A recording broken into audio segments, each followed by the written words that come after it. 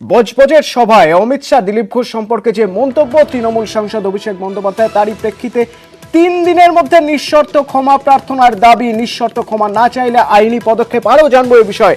অর্ণব হাজরা প্রতিনিধি আমাদের সঙ্গে এই মুহূর্তে রয়েছেন। অর্ণব, যে নোটিশ দিলীপ ঘোষের কি রয়েছে সেই নোটিশে?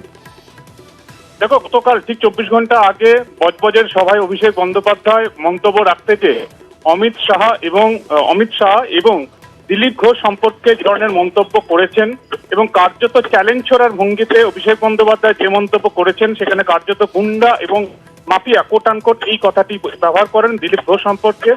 এই মন্তব্য অত্যন্ত আপত্তিকর এবং এই মন্তব্য নোটিশ ইতিমধ্যেই বাই ইমেল পৌঁছে গিয়েছে বলে দাবি দিলীপ ঘোষের আইনজীবী পার্থ ঘোষের।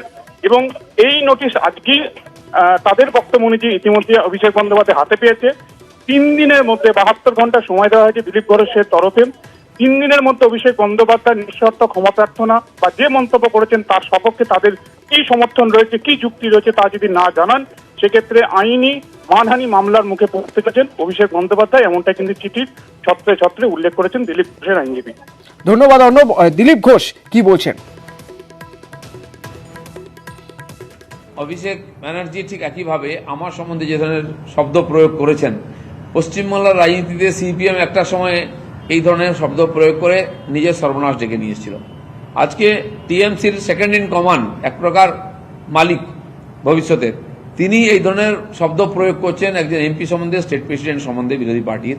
আইন তো একটা ফর্মালিটি, আইনের কিছু করা উচিত, নাহলে মানুষ ভাবে এরা সব মেনে নিচ্ছে, আমাদেরও প্রতিবাদ করার দরকার আছে।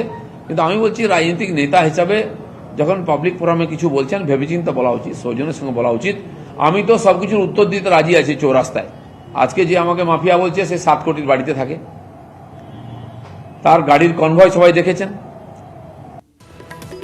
কোন বক্তব্যের প্রেক্ষিতে দিলীপ ঘোষের আজকের এই মন্তব্য? দিলীপ ঘোষের আইনি নোটিশ অভিষেক বন্দ্যোপাধ্যায়কে কেন? অভিষেক বন্দ্যোপাধ্যায়, সাংসদ অভিষেক বন্দ্যোপাধ্যায় গতকালই জনসভা থেকে কি বলেছিলেন শুনুন। কৈলাস বিজয়বর্গীয় বহিরাগত, আমি নাম করে বলছি, ভারতীয় জনতা পার্টির পশ্চিমবঙ্গের সভাপতি দিলীপ ঘোষ গুন্ডা মাফিয়া। আমি তো নাম করে বলছি অমিত শাহ বহিরাগত। আমি তো নাম করে বলছি সুনীল দেওদার বহিরাগত। আমি তো নাম করে বলছি কৈলাস বিজয়বর্গীয়র ছেলে আকাশ বিজয়বর্গীয় গুন্ডা।